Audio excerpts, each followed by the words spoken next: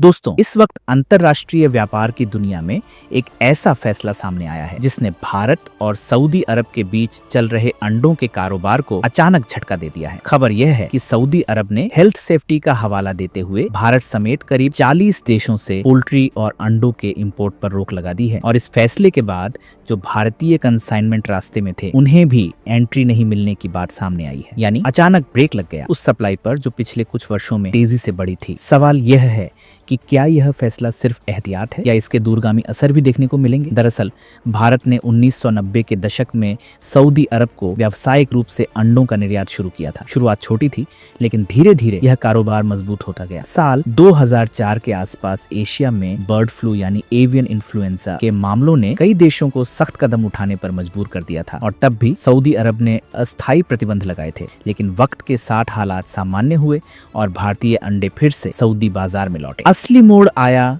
2022-23 के दौरान जब रूस यूक्रेन युद्ध के कारण यूरोप में फीड कॉस्ट बड़ी सप्लाई चेन प्रभावित हुई और अंडों के दाम आसमान छूने लगे। उसी समय कई खाड़ी देशों में भी बर्ड फ्लू के कारण स्थानीय उत्पादन दबाव में आ गया। ऐसे में सऊदी अरब के लिए भारत एक भरोसेमंद और किफायती विकल्प बनकर सामने आया। भारत की ताकत सिर्फ कम कीमत नहीं थी बल्कि विशाल उत्पादन क्षमता भी थी। आधिकारिक आंकड़ों के अनुसार भारत हर साल लगभग 140 से 150 बिलियन अंडों का उत्पादन करता है और दुनिया के शीर्ष उत्पादक देशों में गिना जाता है। तमिलनाडु, आंध्र प्रदेश, तेलंगाना और कर्नाटक जैसे राज्य बड़े प्रोडक्शन हब बन चुके हैं। इसी क्षमता के चलते जब यूरोप और अन्य देशों से सप्लाई में दिक्कत आई तब भारतीय अंडों की डिमांड सऊदी बाजार में तेजी से बढ़ी। कई ट्रेडर्स ने लॉन्ग टर्म कॉन्ट्रैक्ट्स तक साइन किए और सप्लाई चेन मजबूत होती गई। लेकिन अचानक Saudi food and drug authority ने एवियन इन्फ्लुएंजा के संभावित जोखिम का हवाला देते हुए इंपोर्ट बैन की घोषणा कर दी। देखने में यह एक ग्लोबल हेल्थ सेफ्टी मूव लगता है क्योंकि इसमें भारत अकेला नहीं बल्कि कई अन्य देश भी शामिल हैं। पर असली असर उन सप्लाई लाइनों पर पड़ा जो सऊदी बाजार की जरूरतों को पूरा कर रही थी। अब दूसरी तरफ नजर डालें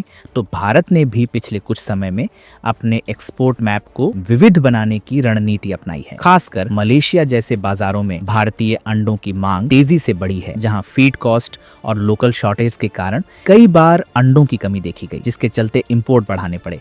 यानी अगर सऊदी अरब भविष्य में प्रतिबंध हटाता भी है तब तक भारतीय एक्सपोर्टर्स के पास वैकल्पिक खरीदार मौजूद हो सकते हैं। यहाँ समझने वाली बात यह है कि सऊदी अरब खुद भी खाद्य आयात पर काफी हद तक निर्भर देश है और घरेलू उत्पादन हर समय पूरी मांग नहीं पूरी कर पाता। ऐसे में अगर कई देशों से इंपोर्ट एक साथ बंद रहता है तो स्थानीय बाजार में सप्लाई प्रेशर बनना तय है। इतिहास बताता है कि पहले भी बीमारी के नाम पर लगाए गए प्रतिबंध बाद में हटाए जाते रहे हैं लेकिन इस बार वैश्विक डिमांड ज्यादा है और भारत के पास विकल्प भी ज्यादा है। तो क्या सऊदी अरब ने जल्दबाजी में फैसला लिया है या यह पूरी तरह एहतियाती कदम है? इसका जवाब आने वाले समय में मिलेगा। फिलहाल इतना साफ है कि वैश्विक व्यापार में सप्लाई और डिमांड का संतुलन बहुत तेजी से बदलता है और भारत की तेजी से बढ़ती पोल्ट्री इंडस्ट्री अगर नए बाजारों में अपनी पकड़ मजबूत करती है तो किसी एक देश पर निर्भरता कम होती जाएगी। अब देखना होगा कि आगे हालात किस दिशा में जाते हैं और कौन इस फैसले का असली फायदा उठाता है। आप अपनी राय जरूर बताएं